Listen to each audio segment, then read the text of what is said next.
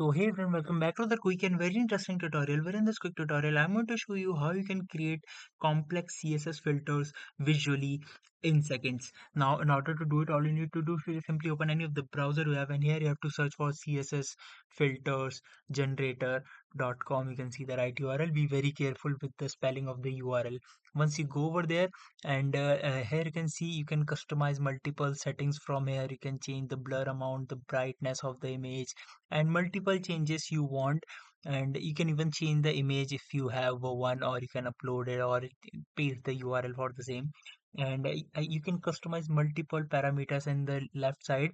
And once you are done with your changes, you can either create URL or just simply hit on this option of show CSS, and here you can see the CSS for this particular CSS and HTML for this particular filter has been generated. Alright, so that's it for this tutorial. I hope this video will be helpful for you. Make sure to hit the like button and subscribe button for more such helpful and interesting tutorials.